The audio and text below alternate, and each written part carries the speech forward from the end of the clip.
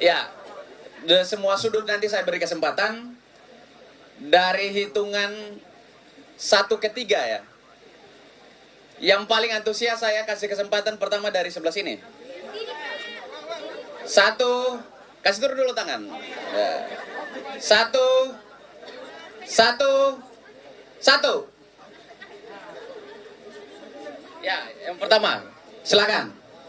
Iya ya, yang ini yang di belakang nih, abang. Ya, silakan. Dipersilakan, tenang. Nanti ada sesi berikutnya.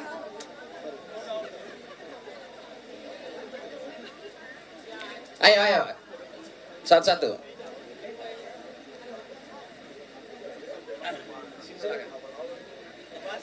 Iya, panas ya. Sebentar, ini dipindahin dulu nih.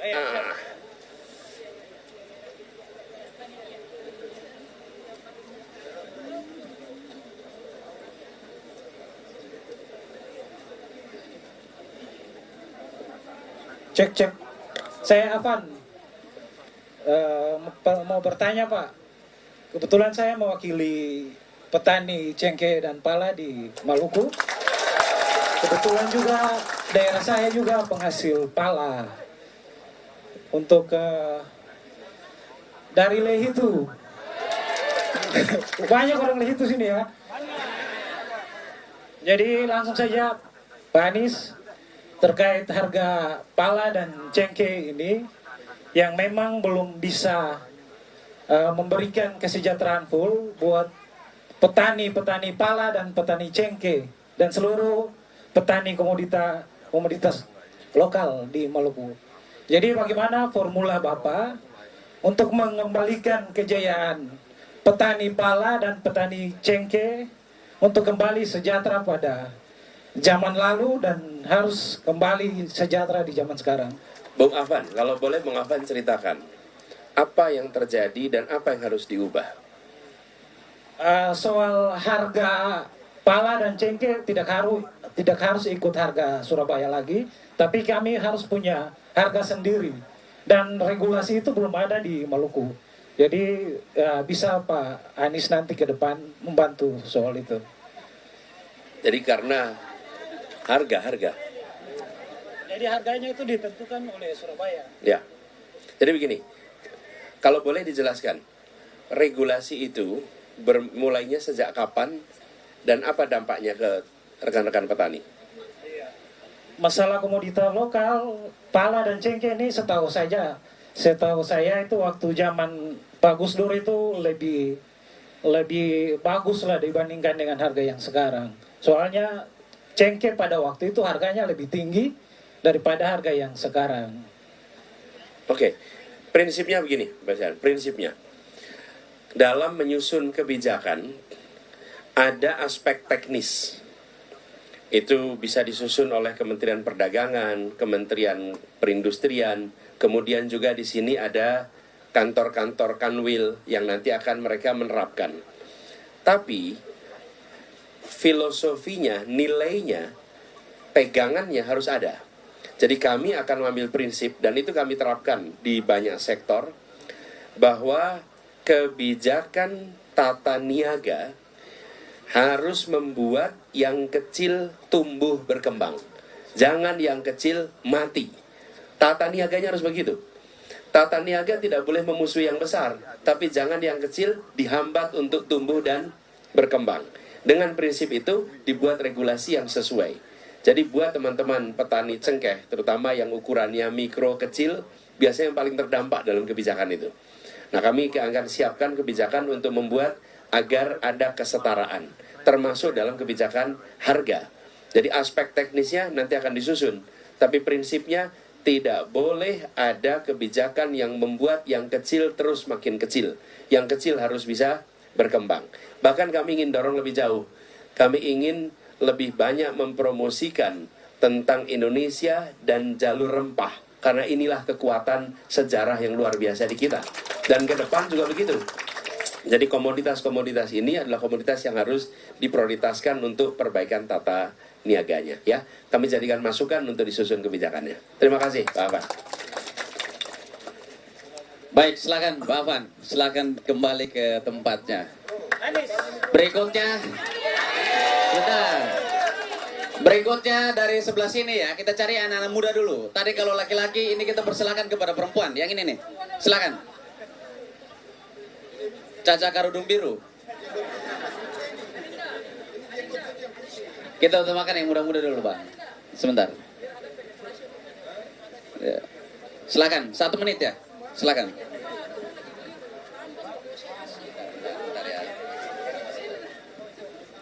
Baik, terima kasih Pak. Perkenalkan diri dulu ya Pak. Saya Hijrah, mahasiswa Universitas Patimura Ambon.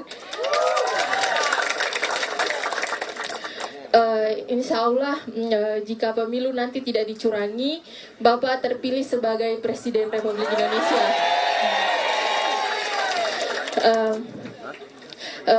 Saya di sini ingin menyampaikan keluhan kami Pak. Tugas Bapak nanti sebagai Presiden Indonesia itu memastikan bahwa tujuan negara untuk mencerdaskan anak bangsa, itu terlaksana secara merata di seluruh wilayah Indonesia. Jujur Pak, kami merasa bahwa negara selama ini dengan sengaja membiarkan kawasan timur Indonesia untuk tetap bodoh, tertinggal, dan terbelakang. Kenapa demikian? Karena kami sebagai anak bangsa, sebagai pelajar, sebagai mahasiswa mengalami ketidaksetaraan dan ketimpangan dalam akses informasi dan ilmu pengetahuan. Kenapa? Karena pada faktanya di sini paket internet dan harga buku di Pulau Jawa berbeda dengan di luar Pulau Jawa, Pak. Paket internet di sini mahal, harga buku mahal. Kemarin saya di Jogja 100.000 itu bisa membeli 2-3 buku. Tapi kalau di sini 100.000 itu belum bisa mencapai 1 buku, Pak. Belum bisa menjangkau 1 buku. Maka di sini saya ingin kalau boleh mengusulkan Pak, saya ingin mengusulkan program Bapak itu agar bisa mensubsidi harga buku dan harga paket internet di kawasan timur Indonesia, Pak. Dan kalau boleh saya mendesak, kami ingin mendesak agar perpustakaan nasional juga dibangun bagi kawasan timur Indonesia, Pak. Karena perjuangan kami anak muda ingin membuat kota ini sebagai kota literasi. Iya, Pak, demikian itu yang bisa kami sampaikan. Keren Hijrah, boleh kasih tepuk tangan buat Hijrah. Ya. Baik Hijrah, insya Allah. Jadi begini, ini sangat mendasar sekali. Ketika kesetaraan akses kepada ilmu itu tidak terjadi, maka ketimpangan akan terus muncul. Pasti. Karena itu kesetaraan pada akses pada ilmu itu penting. Jadi nomor 1 tadi terkait dengan buku. Terkait dengan buku, insya Allah nanti kita akan bantu siapkan. 1 adalah membangun perpustakaan yang bertaraf internasional di sini. Kita siapkan. Rujukannya mana? Bapak Ibu sekalian, silahkan lihat perpustakaan baru di Jakarta. Lokasinya di Taman Ismail Marzuki. Anda boleh Google aja sekarang. Perpustakaan itu perpustakaan kelas dunia yang sekarang menjadi referensi di mana-mana. Dan itu kami bangun selama kami bertugas. Pada saat dibangun banyak sekali yang mengkritik. Ketika udah selesai, banyak sekali yang memuji. Jadi makanya tabah aja kalau dikritik, ya. Tunggu sampai selesai. Kemudian nanti itu jadikan benchmark. Kemudian yang kedua, terkait dengan buku. Insya Allah nanti kita siapkan skema subsidi pengiriman buku. Sehingga buku-buku yang dikirim dari penerbit-penerbit ke wilayah-wilayah yang sulit, pengirimannya akan dibantu oleh pemerintah. Supaya harga buku di seluruh Indonesia nanti bisa murah. Dengan begitu, maka kita akan bisa mendapatkan buku-buku berkualitas. Tidak usah harus pergi ke Jawa untuk dapat buku. Tapi cukup datang ke Ambon, maka semuanya bisa tersedia di situ. Ini kenapa terjadi? Karena biaya logistik kita mahal. Dan buku itu seberat batu, Bapak Ibu.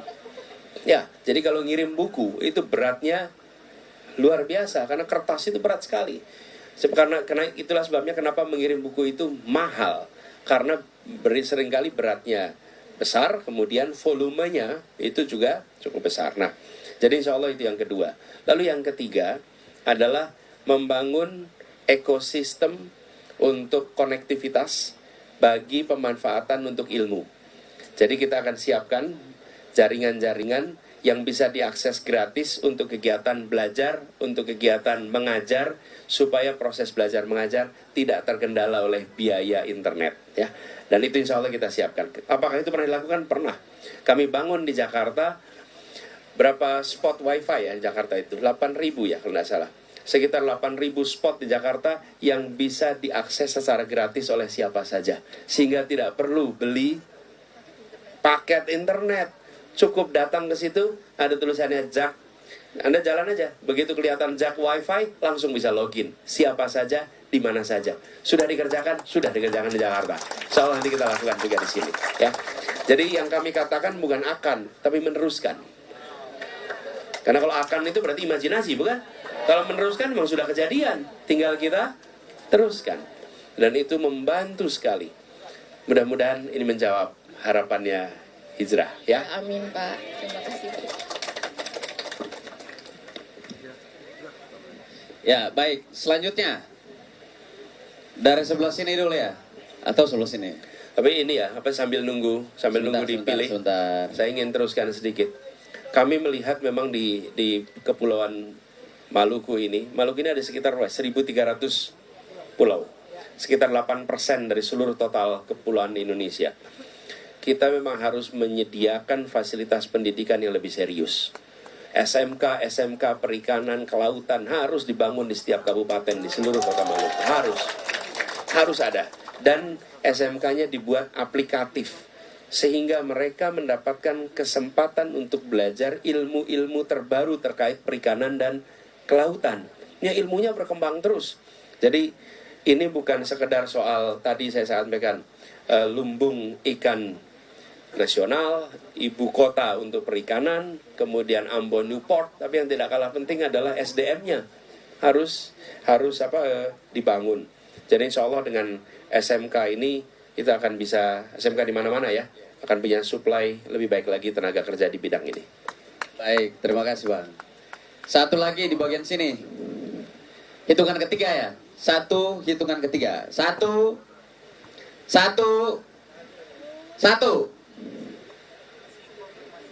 Sebentar.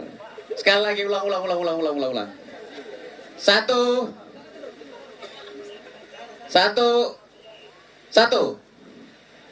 Yang jaket jeans ini coba. Silakan. 1 menit Abang. Kalau Abang bisa irit-irit waktu maka penanya bisa lebih banyak. Silakan.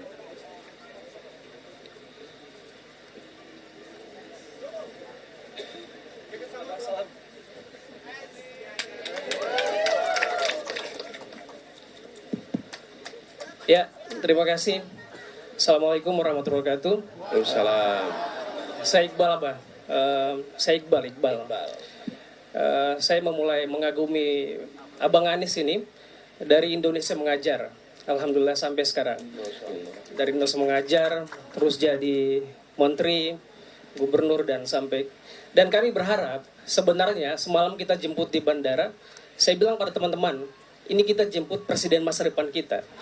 Amin. Jadi sebenarnya beliau sudah menjadi presiden. Nah, tinggal pelantikannya nanti kita tunggu. Kira-kira gitu Bang. Ini Bang, yang paling terpenting adalah soal lumbung ikan nasional ini kan sebenarnya itu lumbung tipu nasional sebenarnya. Karena kita di prank, ya sudah jangan sebut namanya itu. Terus gini Bang, ini dari semua gagasan tentang Maluku itu, ya kita anggap bagus. Tapi satu pertanyaan dasar dan sederhana yang kita ingin dengar dari hati nurani dan yang kita ingin hadir dari hati nurani Abang. Gini Bang, ketika negara dalam keadaan genting dan masyarakat atau warga negara butuh keberpihakan presiden, jika nanti Anda menjadi presiden, ketika kepentingan partai dan masyarakat itu dia bertabrakan dan kita butuh keberpihakan presiden, apa yang Anda akan pilih? Terima kasih. Terima kasih Bung Said dan Bung Iqbal. Saya catat Iqbal di sini nyebutnya Said. Terima kasih Bung Iqbal.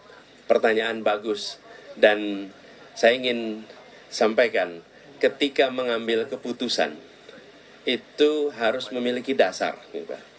Jadi kita sering sekali di dalam hidup itu harus memutuskan di antara dilema-dilema.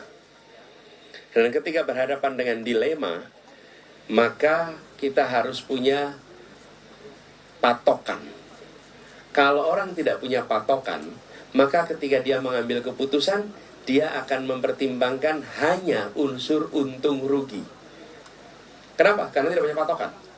Mana yang lebih menguntungkan, mana yang merugikan. Yang menguntungkan diambil, yang merugikan tidak diambil. Nah, untung rugi ini yang bisa membuat keputusan itu jadi tidak konsisten dari waktu ke waktu. Tapi kalau keputusan itu terlihat konsisten dari waktu ke waktu, pasti yang mengambil keputusan punya patokan. Nah, patokan kami apa? Nah, saya sampaikan di sini. Patokannya 4. Satu adalah prinsip keadilan kesetaraan. Nomor 1. Mana yang memenuhi prinsip ini? Dimensi kedua, patokannya. Kepentingan publik mana yang lebih besar? Yang ketiga, data, ilmu, fakta yang menjadi rujukan. Jangan sampai keputusan itu tidak mendasarkan pada ilmu pengetahuan, tidak mendasarkan pada data. Yang keempat, mendasarkan kepada konvensi, aturan, undang-undang nomor 4. Urutannya tidak saya balik ini, Bung Iqbal. Banyak di pemerintahan kalau ngambil keputusan itu dibalik. Nomor 1, apa kata aturan dulu. Lah banyak aturan kita tidak masuk akal. Banyak aturan kita tidak sesuai kondisi lapangan. Betul tidak? Karena itulah kemudian dilakukan urutan yang berubah. Urutannya adalah nomor 1 keadilan. Dan saya beberapa kali mengambil keputusan yang secara peraturan saya harus mencari celah. Karena umumnya peraturan nggak begitu. Saya beri contoh nih. Upah minimum di Jakarta. Itu aturannya berubah gara-gara Omnibus Law. Aturannya yang lama, dengan aturan lama di Jakarta itu kalau upah buruh tiap tahun naiknya 8% per tahun. Rata-rata. Ketika ada COVID, aturan yang sama, ekonomi kita sedang turun, dia berubah menjadi 3%. Karena ada COVID, pakai aturan sama. Tapi orang menerima karena ada COVID. Nah, kemudian terjadi perubahan gara-gara Omnibus. Dengan aturan yang baru, maka kenaikannya hanya 0,8%. Kira-kira Rp30.000. Bung Iqbal tahu Rp30.000 di Jakarta bisa dapat apa? Nggak bisa dapat apa-apa. Masa naiknya upah buruh 30.000? Biasanya naiknya 400-an ribu menjadi 30.000. Nah, saya sebagai gubernur dapat aturan itu. Terus gimana saya? Tanda tangani? Pakai keputusan itu? Saya bilang tidak. Saya gunakan undang-undang kekhususan Jakarta untuk Jakarta tetap menggunakan aturan yang lama supaya ada rasa keadilan bagi UMP Jakarta. Apa yang terjadi? Woi, saya diprotes. Diprotes, yang protes apa? Pengusaha semua protes saya. Kemudian pengusaha tentu saja nelpon pimpinan partai, bukan? Karena kenal, mereka ngontak semua ke saya. Dan kepada mereka saya jawab begini. Bapak Ibu sekalian, kira-kira masuk akal sehat tidak? Rata-rata 8%, terus sekarang jadi 0,8%. Ayo, akal sehat kita semua. Yang kedua, kalau keputusan itu tidak adil, maka dia tidak akan langgeng. Keputusan yang tidak adil itu akan menimbulkan kemarahan, akan menimbulkan frustrasi. Ini namanya panggilan demonstrasi buruh se-Jakarta. Aturan itu namanya panggilan demonstrasi. Langsung semua orang akan protes. Kenapa? Karena tidak masuk akal. Nah, saya sering mengalami dilema-dilema begitu. Tapi ketika mengalami dilema itu, dengan ada patokan, saya bisa berdebat. Oke, tunjukkan prinsip keadilan. Menurut Anda adil tidak 0,8% ini? Itu pengusaha yang ketemu saya juga, dia bilang, ya memang nggak adil Pak, tapi aturannya begitu Pak. Saya bilang, aturannya tidak adil. Aturannya tidak adil. Saya sebagai pemegang aturan di Jakarta, saya buat aturan yang berkeadilan. Silahkan tempat lain kalau nggak mau melakukan itu.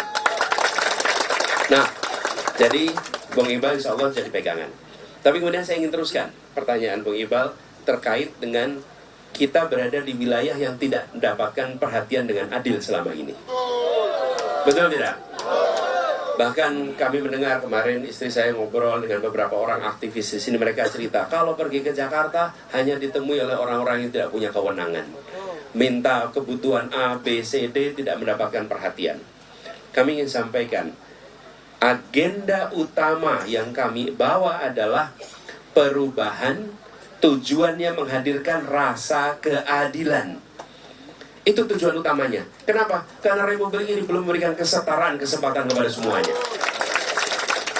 Dan kalimat ini, ideologi ini bukan saya katakan karena saya sedang ikut pilpres, bukan.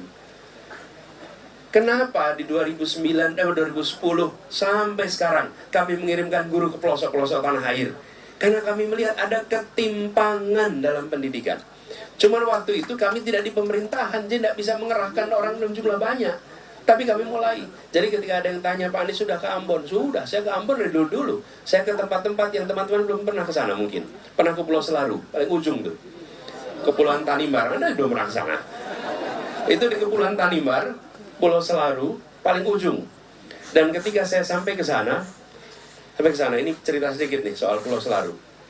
Sampai di Pulau Selaru, ada pasang tenda begini. Saya kumpul dengan masyarakat dan guru-guru. Ini kejadian 2012. Udah 12 tahun yang lalu. Acara mau mulai. Lalu Pak, tunggu dulu Pak sebentar, acaranya belum bisa dimulai. Saya tunggu dulu, kenapa ini nunggu dulu? Petugasnya pergi jauh gitu. Saya perhatikan kemana ini orang ini. Pergi jauh. Habis itu dia balik lagi, sudah Pak, sekarang siap. Apa yang dilakukan? Menyalakan diesel Pak. Tidak ada listrik di situ.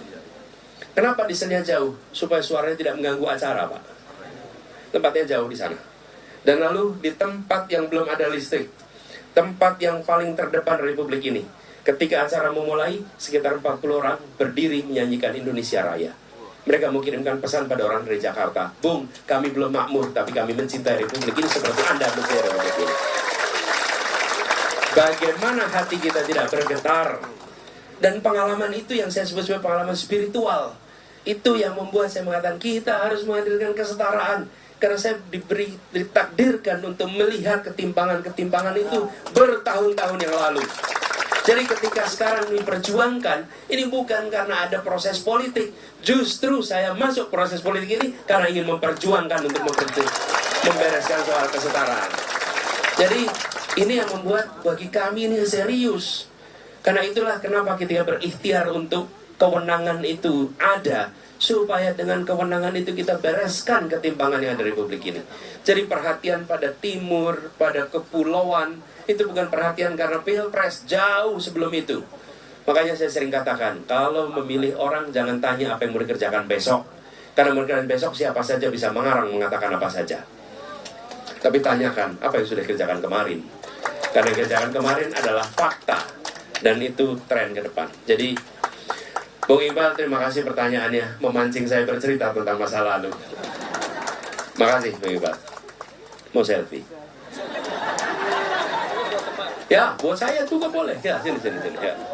Jadi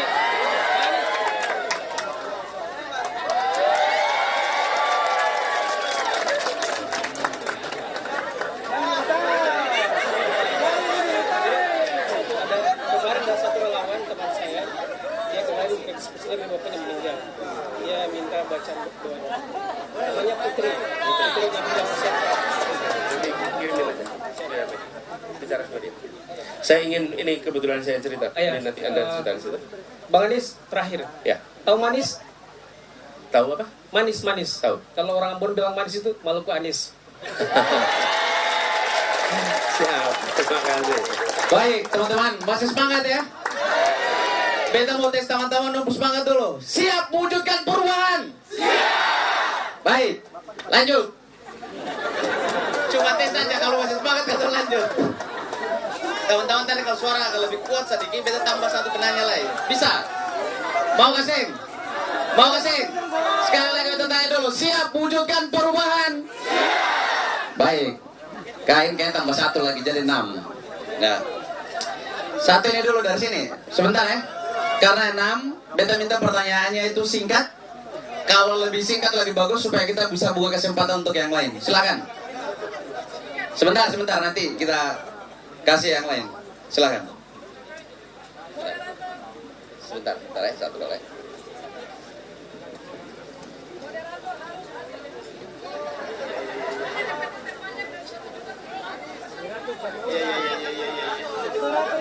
Siap.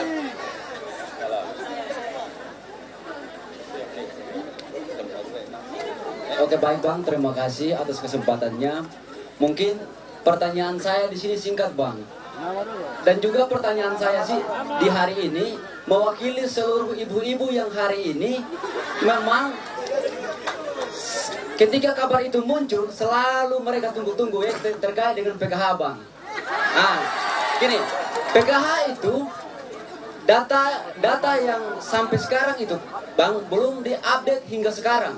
Nah, maka yang otomatis yang kaya tambah kaya, yang miskin tambah miskin. Itu Bang. Nama-nama dulu.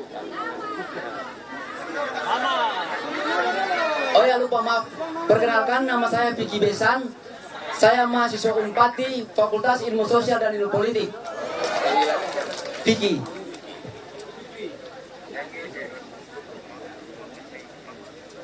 Oke baik Bang, mungkin Ya, oke, siap PKH ya. mungkin Bang, maaf ada satu lagi mungkin ketika Bang jadi presiden, mungkin saya sebagai anak muda milenial Maluku ingin memberikan masukan buat Abang. Gini Bang, di Maluku ini kebanyakan milenial itu pada saat selesai jenjang perkuliahan sampai pada lapangan pekerja itu minim. Tetapi di sisi lain juga banyak lapangan pekerjaan atau instansi-instansi itu membutuhkan generasi milenial Maluku yang memang punya soft skill. Itu sebenarnya yang menjadi halangan buat hari ini generasi milenial Maluku untuk bagaimana mendapatkan pekerjaan.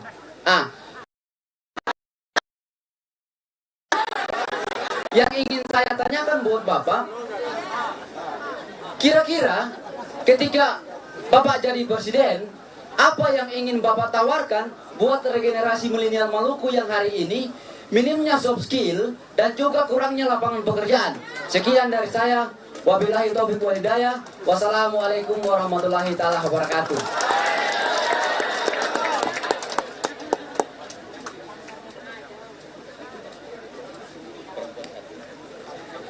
Terima kasih Bung Vicky. Pertama soal PKH. Jadi program-program yang bersifat bantuan sosial itu akan kita lakukan perubahan. Kabar yang mengatakan itu dihentikan itu tidak benar. Yang ada diubah dari bansos menjadi bansos plus. Tinggal pilih mau bansos minus atau bansos plus. Nah, bansos plus. Apa perubahannya? Satu, terkait dengan jumlahnya. Yang kedua, terkait dengan penerimanya. Banyak yang sebetulnya berhak tapi tidak mendapatkan. Kenapa? Karena data yang belum akurat. Yang kedua, praktek di lapangan. Ada ordal-ordal nih. Betul tidak? Nah, ordal-ordal ini harus dibersihkan. Dan pembersihannya harus melibatkan masyarakat. Kemudian yang ketiga adalah pendampingan supaya memiliki soft skill agar bisa punya pendapatan tambahan. Jadi insya Allah itu akan kita bereskan. Pengalaman ini saya cerita pengalaman. Mungkin ini diteruskan di Jakarta, di nasional mungkin berbeda. Tapi apa yang kami lakukan di Jakarta? Ketika kita memberikan bantuan, maka kita meminta kepada ketua RT untuk melakukan verifikasi. Dan ada musyawarah di situ. Melibatkan siapa? Yang paling banyak tahu adalah ibu-ibu. PKK. Ibu-ibu PKK itu ada Dasawisma namanya. Dan Dasawisma ini tahu persis. Ada juga kader Posyandu. Juga tahu kondisi masyarakat yang ada di situ. Sehingga data dari pemerintah di cross check dengan kondisi di lapangan. Dari situ kemudian kita berikan bantuan agar sesuai dengan persyaratannya. Itu satu ya. Terus yang kedua, soft skill. Jadi kira-kira Bung Vicky ini menyampaikan ada dua masalah nih Pak. Satu, soft skillnya harus ditingkatkan. Yang kedua, lapangan pekerjaan harus tersedia, gitu kan kira-kira. Nah, untuk soft skill, tadi saya sampaikan terkait dengan SMK, itu kita akan dorong. Kemudian yang kedua, terkait dengan mereka yang sudah kuliah, mungkin memang harus ada program-program pendampingan untuk keterampilan-keterampilan khusus yang dibutuhkan di kawasan Maluku. Dan bila itu dibutuhkan, lewat perguruan tinggi, perlu disiapkan semacam training spesifik dengan ada sertifikasinya supaya memiliki keterampilan spesifik yang dibutuhkan. Nanti kita bisa bahas sama-sama dengan Pak Timura misalnya, training apa yang dibutuhkan supaya mahasiswa bisa ambil training itu, dapat sertifikasinya, lalu bisa dibawa itu ke job market, ya. Itu satu untuk skillnya. Yang kedua terkait dengan penyediaan lapangan pekerjaan. Lapangan pekerjaannya ada beberapa rute. Rute pertama adalah membuat UMKM tumbuh berkembang lebih cepat. Karena UMKM ini adalah penyedia lapangan pekerjaan paling cepat. Begitu UMKM itu tumbuh, dia langsung merekrut orang untuk bekerja. Dan kecepatan rekrutmennya itu tidak seperti perusahaan besar, bisa cepat sekali dilakukan. Apa yang dibutuhkan oleh UMKM? Satu adalah bantuan permodalan. Yang kedua, regulasi yang diubah. Hari ini, bila ukurannya kecil, sektornya non formal, cari pinjaman sulit sekali. Lebih mudah yang besar cari pinjaman ke bank daripada yang kecil cari pinjaman ke bank. Betul tidak? Yang membuat bank seperti itu bukan kemauan banknya, tapi aturan yang dibuat oleh pemerintah. Kepada siapa dibuat aturan itu? Kepada bank-bank milik pemerintah. Karena bank-bank milik pemerintah itu punya tugas melakukan pembangunan, bukan semata-mata swasta. Kalau dia hanya beroperasi seperti swasta, ya jadi bank swasta saja. Kenapa disebut sebagai bank milik negara? Supaya dia bisa membantu meningkatkan kesejahteraan rakyatnya. Itu regulasinya diubah. Yang ketiga, regulasi keuangan. Yang ketiga adalah aturan-aturan yang ada di perkotaan sering sekali membuat zonasi menghalangi usaha. Tidak bisa mendapatkan IUMK, izin usaha mikro kecil, karena lokasinya bukan lokasi untuk usaha. Nah, padahal usaha mikro kecil itu sekarang di rumah, tidak berdampak kepada lingkungan. Jadi begitu, Bung. Dua itu. Lalu barangkali satu lagi, mudah-mudahan dengan ada industrialisasi, maka kita akan bisa merekrut tenaga kerja lebih banyak lagi. Begitu, Bung Vicky, jawaban saya. Terima kasih. Ya, baik, terima kasih, Bang. Semoga di 2024 ini Bang Anies, terkhususnya di Maluku, insya Allah Bang Anies keluar 100%, saudara-saudara. Cukup. Oke, baik, Bang, terima kasih. Satu lagi di bagian sini. Sebentar, Bang. Makanya saya harus desak Anies supaya Ya, baik. saya terdesak. Saya desak sudah. Anies, saya mengajak di Bang, saya minta 1 menit nggak nyampe ya. Soalnya Pak Anies sudah. Oke, silakan. ya, oh ya, Pak Anies. Begini, kalau kita bicara Maluku tentang laut dan sumber daya, ini sudah jauh sebelum Indonesia ini ada. Karena Maluku, maka Indonesia itu hadir. Alasan penjajah datang di Nusantara karena Maluku. Dia jajah ya. Nama saya Edwin Rizal Tamher. Ya, saya dari Fakultas Ekonomi dan juga aktivis untuk masalah usaha kecil. Jadi begini, Pak, yang seperti Bapak sampaikan tadi terkait perikanan di Maluku, Lin dan sebagainya, Pak. Ini sudah janji manis dari presiden-presiden sebelumnya sampai tadi ini. Karena yang kami selidiki, ada mafia di sini yang luar biasa kekuatannya dan tertumbuk dengan regulasi. Untuk Maluku punya pengelolaan wilayah laut cuma 12 mil. Karena wilayah Maluku yang punya lautan yang luas tidak dikasih untuk Maluku tapi dikuasai oleh negara. Nah, yang saya harapkan di sini, Pak, sebelum ini bisa terjadi, Bapak harus berjanji untuk kita hari ini. Ketika Bapak jadi presiden, agenda pertama sekali yang harus disampaikan yaitu Maluku jadi provinsi kepulauan. Ya, sehingga penguasaan wilayah laut itu menjadi wilayah pemerintah Maluku. Dan itu adil, Pak. Ya. Yang kedua, kita punya APBN untuk Maluku itu terlalu kecil, hanya berdasarkan jumlah jiwa. Sementara rentang kendali antara pulau itu terlalu luas. Jadi kalau kita hitung-hitung, kita punya biaya pembangunan Maluku hanya habis untuk pemerintah itu jalan ke satu pulau ke pulau yang lain, tidak sama dengan kabupaten yang ada di Jawa. Terima kasih Pak. Dan yang ketiga satu lagi Pak, saya minta Bapak berjanji Pulau Banda sebagai asal mula pemerintahan Nusantara itu menjadi satu daerah administrasi yang setara dengan kabupaten atau kota, bukan lagi kecamatan kecil yang tidak menjadi perhatian. Padahal itu pulau sejarah di dunia Pak. Itu aja, terima kasih Pak. Terima kasih Pak dosen. Jadi Bapak mengajar ya di Fakultas Ekonomi. Terima kasih. Jadi pertama soal keluhan 12 mil itu memang di mana-mana Pak. Nelayan mengeluhkan karena mereka dibatasi hanya di kawasan dangkal yang ikannya sedikit. Sementara di tempat yang dalam yang mengambil yang besar-besar. Itu tadi saya katakan. Kalau menyusun kebijakan harus punya patokan prinsipnya. Karena tidak punya patokan prinsip bisa bikin kebijakan macam-macam tuh yang tidak sesuai. Kira-kira nih, saya tadi sampaikan, semua kebijakan harus bisa menjawab prinsip ini. Membesarkan yang kecil tanpa mengecilkan yang besar. Kebijakan 12 mil itu gimana tuh? Itu membesarkan yang besar, tapi tetap menjaga yang kecil tetap kecil. Karena yang kecil tidak bisa tumbuh. Itu problem kalau negara tidak pegang ideologi Pak.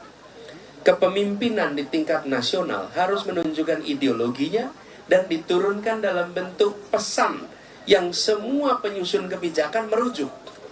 Karena kalau tidak begitu, ada puluhan orang yang menyusun kebijakan Pak. Ada kepala bidang, ada direktur, ada dirjen, ada menteri, ada kanwil, semua bikin aturan. Tapi kalau tidak ada pegangan prinsip, itu aturannya bisa nggak konsisten satu sama lain. Dan itulah yang membuat kenapa kita sering menemukan kebijakan yang tidak konsisten. Nah, konsistennya pada apa? Konsisten pada keberpihakan. Kepada yang kecil, kepada yang lemah. Jadi aturan itu kita ingin rubah. Dan tadi Bapak sampaikan, Pak Edwin, tentang janji. Ini memang seringkali jadi tantangan seperti saya, Pak. Satu ketika saya ditugasi menjadi calon gubernur. Dan saya tidak pernah mendaftar jadi calon gubernur. Saya diundang, saya dipanggil jadi calon gubernur. Lalu ketika saya berkampanye, di kampung-kampung ditanya gini, Pak, saya mau Bapak janji dulu, Pak. Bahwa Bapak benar di Jakarta 5 tahun, Pak. Karena dulu kita bikin kontrak politik, kontraknya belum selesai. Yang berkontrak sudah pindah ke tempat lain. Oke? Nah, saya bilang, jangan hukum saya atas tindakan orang lain. Betul tidak? Jangan. Tapi nilai saya dari kontrak yang saya kerjakan sebelumnya dilaksanakan atau tidak. Jadi Bapak Ibu boleh lihat, di Jakarta kami berhati-hati dalam membuat janji. Kenapa? Karena kami ingin setiap janji bisa dilunasi. Siapa jadi lunasi? Apakah setiap janji lunas 100%? Belum tentu. Ada yang lunasnya 80%, ada yang lunasnya 60%, ada yang lunasnya 1000%, ada yang tidak dijanjikan dikerjakan. Tapi kami sampaikan, ini loh faktanya. Jadi kami berhati-hati. Sebelum sampai ke sini, kami review Pak, mana yang kami berani janji, mana yang kami tidak berani janji. Dan insya Allah, lumbung ikan nasional kita akan laksanakan di tempat ini. Nah, kemudian ini akan berhadapan dengan segala macam mafia-mafia. Nah itu mafia-mafia itu yang tidak mau perubahan. Karena itu mereka tidak pernah mendukung nomor 1. Betul. Iya. Kalau mendukung nomor 1, oh kita sudah bisa punya kendaraan kemana-mana. Kita bisa punya kampanye ini semua serba sederhana. Kenapa? Karena perjuangan rakyat oleh rakyat dari mana-mana. Betul tidak? Nah, saya sampaikan pada semua, yuk kita berjuang sama-sama. Supaya tanda tangan nanti itu bisa dipakai untuk kepentingan kita bersama. Bukan kepentingan sekelompok orang yang selama ini menguasai. Nah, lalu Maluku sebagai kepulauan. Ini sebetulnya tuntutan yang sama ketika Indonesia minta pengakuan dunia internasional. Hari ini, penghitungan dana transfer tidak memperhitungkan luasan Maluku. Dan Maluku ini lebih banyak airnya daripada pulaunya. Sama, Indonesia juga begitu, daratan dibanding dengan laut. Lalu kita mendeklarasikan namanya deklarasi Juanda tahun 57, diakui dunia tahun 82, 25 tahun perjuangan kita sampai keluar namanya United Nations Convention Law of the Sea, itu tahun 82, 25 tahun. Nah, kita memandang bahwa di Maluku ini memang perlu mendapatkan rumus yang berbeda, sehingga alokasi APBN ke tempat ini sesuai dengan kondisi yang ada di Maluku. Maluku sebagai daerah kepulauan. Lalu yang terakhir soal Banda. Insya Allah Pak, kami pertimbangkan secara serius. Banda ini adalah tempat yang bersejarah. Dan kita harus memikirkan Maluku ke depan. Bukan hanya Maluku ke belakang, Maluku ke depan. Bagaimana kita menjadikan tempat ini menjadi ibu kota kelautan perikanan bagi Indonesia maupun bagi dunia. Karena ikan dari Maluku ini sampai ke seluruh wilayah dunia, bukan? Ya, dan sebagian balik lagi dengan brand yang namanya internasional, padahal datangnya dari Maluku. Jadi kami melihat soal Banda ini menjadi bagian dari perhatian. Insya Allah nanti kita perhatikan, Pak. Yang penting bahwa Banda akan bisa tumbuh, berkembang. Bahkan ketika pada waktu itu ada festival Banda kalau tidak salah, festival bukan sale. Waktu itu festival apa ya? Sejarah Banda. Festival Budaya Banda. Saya ikut menjadi bagian dari pembicara di festival itu. Saya bicara jarak jauh karena secara jadwal ternyata tidak memungkinkan untuk datang ke Ambon. Dan Kepala Dinas Pariwisata dan Kebudayaan itu bersahabat baik dengan saya, yang meninggal di bandara ketika perjalanan pulang ke, namanya Pak Astagfirullah, Pak Max itu dekat sekali. Beliau berkomunikasi dengan saya dan ketika pulang meninggal. Kami yang mengurus di Jakarta untuk persiapan sebelum dibawa kembali ke sini. Itu adalah sahabat kami dan kita berbicara pengembangan Banda sama-sama. Jadi kalau Bapak ajak bicara Banda, ini kelanjutan dari pembicaraan yang sebelumnya pernah ada. Makasih Pak Edwin. Salam buat teman-teman semua. Oke, terima kasih Anies untuk tidak membuang waktu. Terima kasih sudah mendesak, betul Pak. Yuk.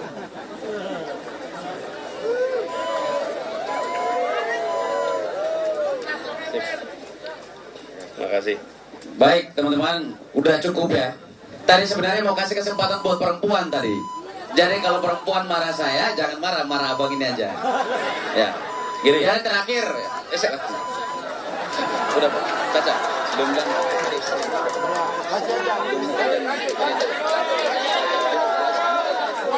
Supaya adil, kasih suara dari perempuan.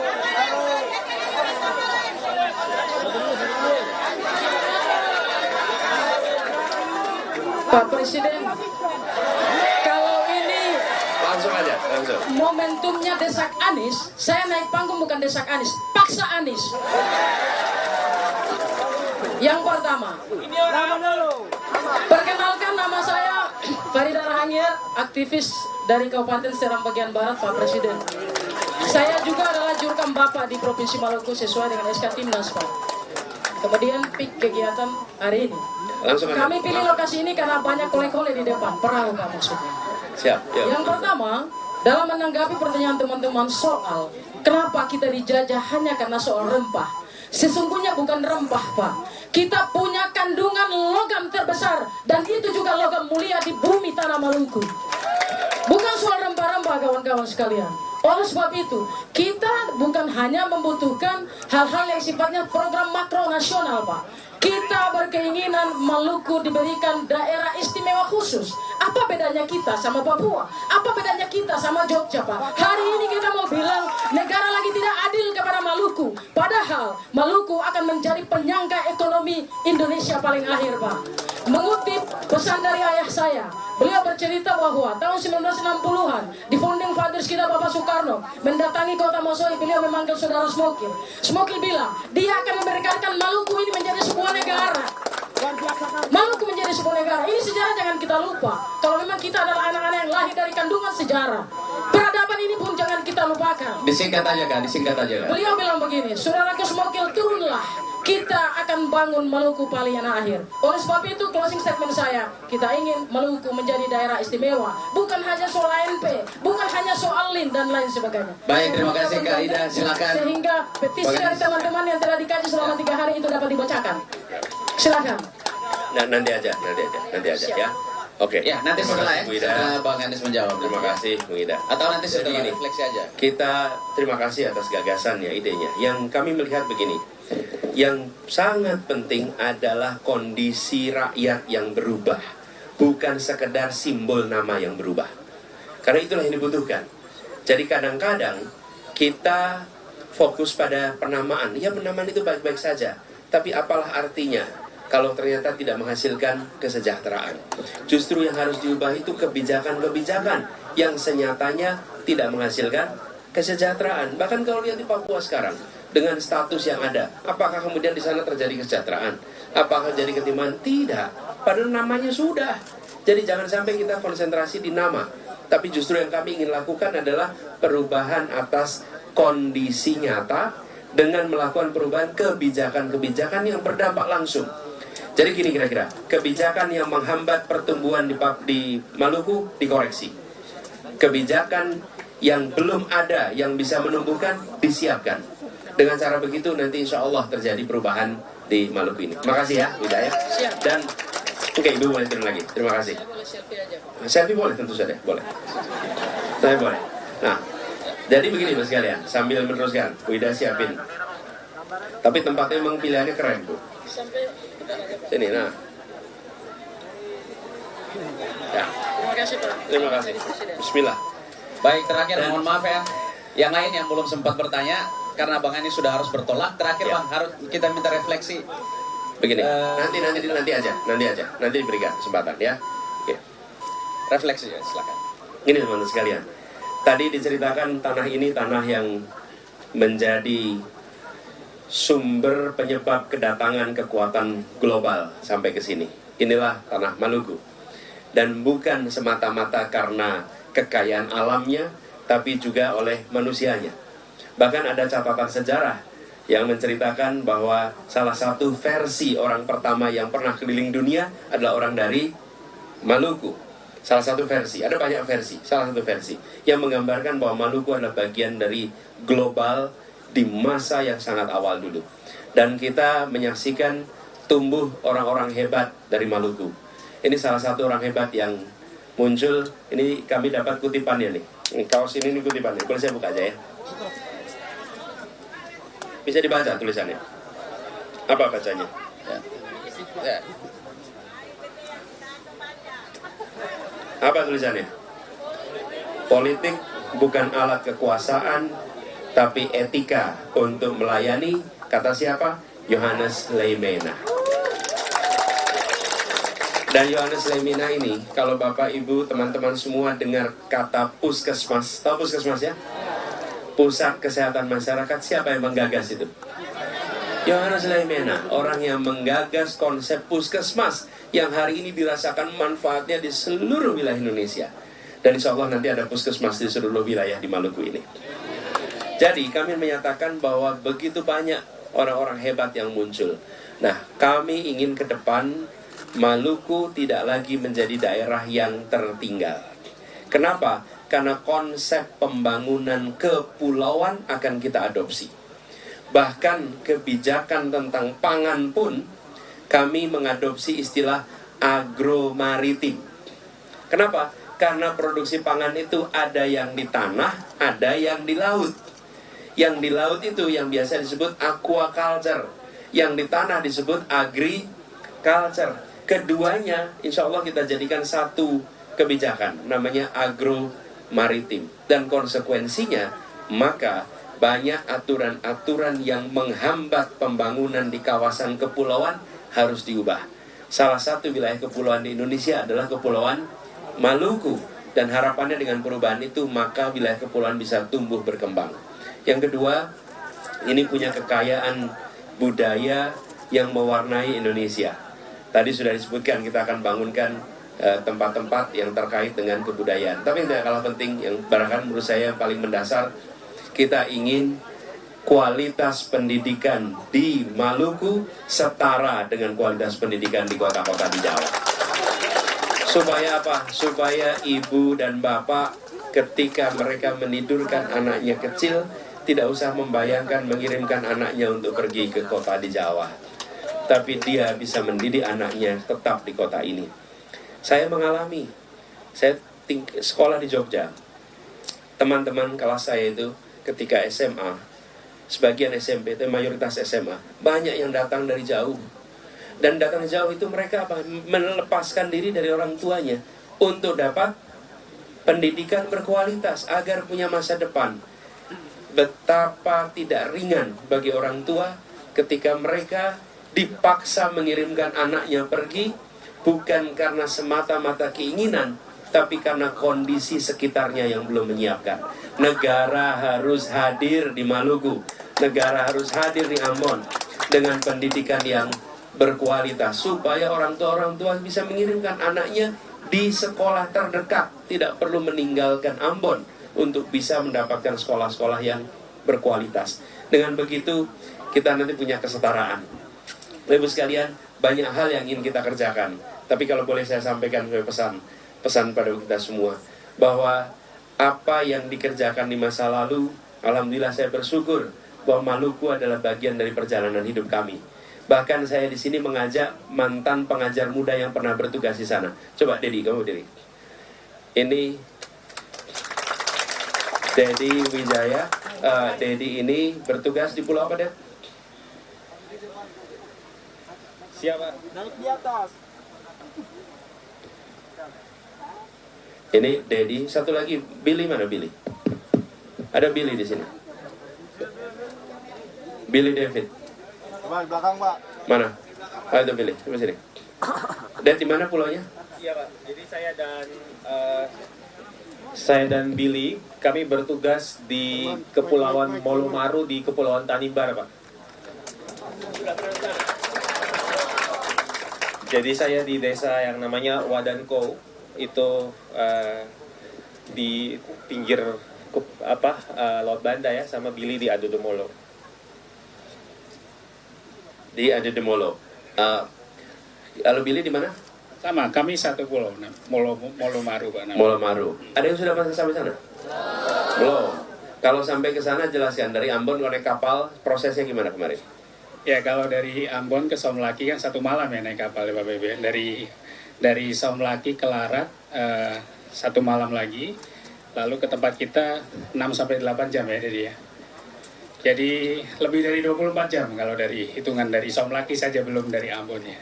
Dan di sana tidak ada sinyal, jangankan tidak ada sinyal internet, tidak ada sinyal telepon. Jadi mereka bertugas di sana selama 1 tahun. Dan mereka adalah anak-anak berprestasi yang sesungguhnya bisa dapat pekerjaan-pekerjaan yang sangat baik di Jakarta. Tapi mereka berada di pelosok-pelosok. Itu saya ingin sampaikan apa? Bahwa ketika kita mengikhtiarkan kemajuan, banyak orang mau terlibat, banyak orang mau melakukan. Dan saya makin optimis, Indonesia punya stok anak muda yang baik-baik. Ya Pak. Jadi mereka berdua, tinggal sebenarnya berenam ya waktu itu ya. Berenam, buat mereka, rumah keduanya adalah tempat mereka mengabdi selama 1 tahun. Betul nggak, Bill? Billy ini berasal dari Papua. Asalnya Papua, sekolah di Jawa, dia kembali mengabdi di pelosok. Sudah bekerja di perusahaan pertambangan di Kalimantan dan ditinggalkan bekerja di sana. Dedi adalah hasil dari Makassar, kemudian setelah kuliah mengabdi kepada kita. Mereka berdua setelah selesai di pelosok meneruskan pendidikan. Dedi mendapatkan master dari Inggris dan Billy mendapatkan master dari Amerika Serikat. Oke? Lalu mereka berdua, ini yang saya sampaikan, kompetensinya kelas dunia, tapi hatinya grassroots. Ya, oke, boleh balik lagi dan terima kasih. Dan sekarang saya bersyukur karena saya ditemani oleh anak-anak yang hatinya di rakyat kebanyakan.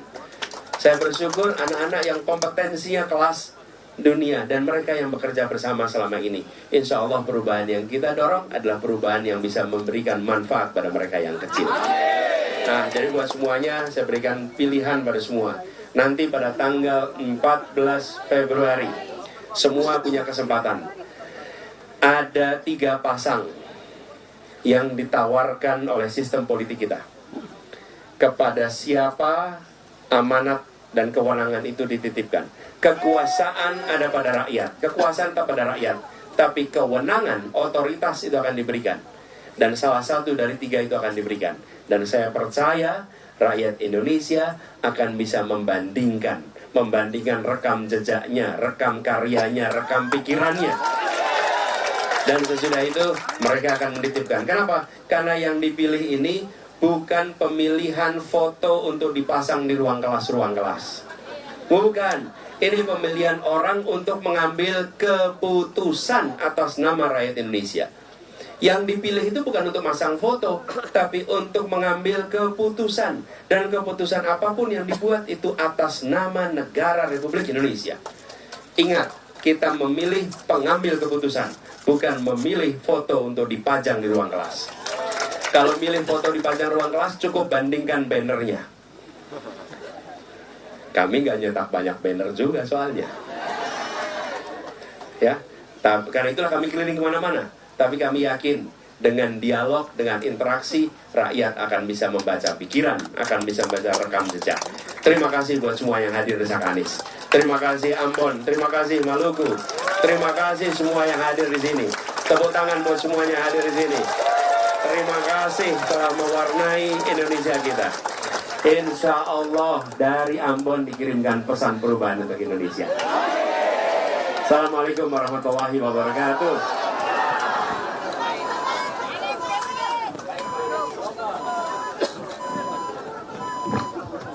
Baik, ini saya bawa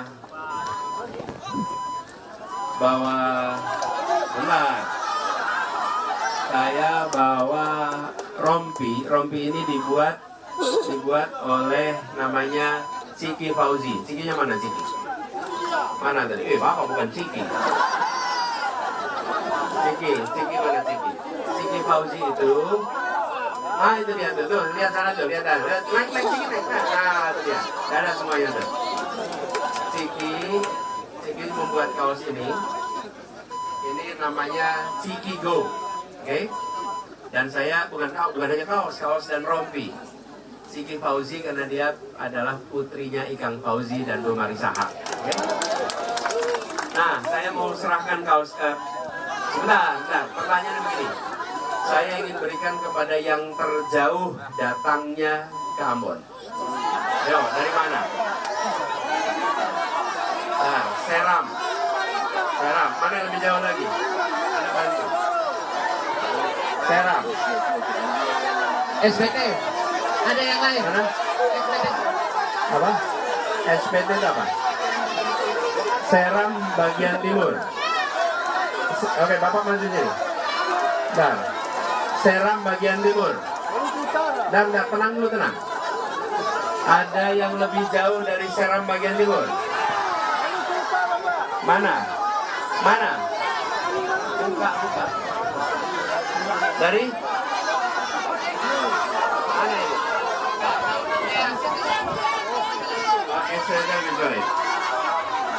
Gini, dihitungnya dari jam ke sini. Coba lagi. Dari mana? Maju ke sini, bilang. Dari mana? Dari Surabaya. Mana? Dari mana? Jakarta, Pak. Oh, nah. Aslinya di sini. Kalau kuliahnya jangan. Nih, Seram bagian timur. Paling jauh. Oke. Maluku Utara. Yang Maluku dulu.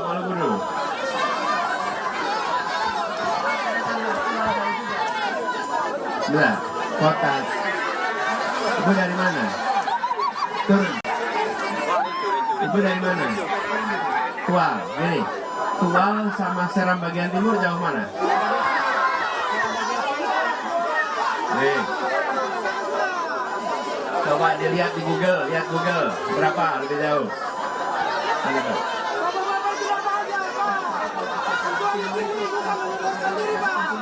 Ya. Nah, itu. Tual 2. Ini Seram. Ini sama-sama jauh nih. Yang jauh mana aja? Satu, Seram, Tual jauh. Agu dari mana? Seram bagian barat. Jauh juga. Sini, kamu sini. Nih. Nah. Rompinya bukan 4 jumlahnya. Rompinya 1. Jadi mereka berempat ini sama-sama jauh. Sekarang lotre. Di lotre, nah. Ini. Nah. Lotrenya paling gampang. Gambreng. Yang kena jaga. Bapak Ibu, sebentar. Saya mau lotre nih. Zaman lotre Pak Oke, saya akan ambil 2 yang di tengah dulu. Nanti 2 memilih. Tengahnya pakai apa? Abjad nama. Saya tidak kenal mereka semua. Abjad nama. Oke, Anda namanya siapa? Cici. Anda? D. Anda? Jena. Anda? Iqbal. Jadi kalau gitu C, D, I, J. Maka D sama I. Kumpul, yang lain turun. Udah. Yang tengah dulu diambil. Nanti fotonya nanti. Sekarang D sama Ibu sini. Nanti kita foto. Nah, nih sekarang berdua. Ini D sama I ya. Oke, Iqbal sama Diva. Ini Iqbal sama Diva. Tinggal 2 nih sekarang. Kita ambil di antara keduanya ya. Bapak kedua. Ya, Bapak sekarang boleh pakai ini, shoot kedua. 3 kali. Ya. Virtual aja. Oke, Bapak ikhlaskan. Luar biasa. Pak Iqbal, terima kasih. Nama Muhammad Iqbal Keliolan. Muhammad Iqbal. Bapak sekalian, saya ingin tunjukkan. Sebentar. Ibu kesini sebentar, begini. Sini. Bapak Ibu, Pak Iqbal dengan Ibu Diva, mereka menjadi 2 terakhir untuk ambil keputusan. Apa yang Pak Iqbal kerjakan? Dia katakan, buat Ibu Diva saja. Oke? Inilah yang disebut sebagai kedewasaan. Inilah yang membuat kita hidup tentram, aman, damai. Kenapa? Karena dia, Ibu Diva mendapatkan rompinya, Pak Iqbal mendapatkan lipatan pahalanya. Betul tidak? Dan dia memberikan contoh kepada kita bahwa suasana aman damai bila saling memberi, bukan saling mengambil. Dan dia berikan contoh kepada kita. Pak Iqbal, insya Allah berkah hidupnya. Ya. Nanti Pak Iqbal diterima, silakan. Yang serahkan Pak Iqbal untuk Bu Diva. Bapak yang serahkan. Nah, sini. Nah.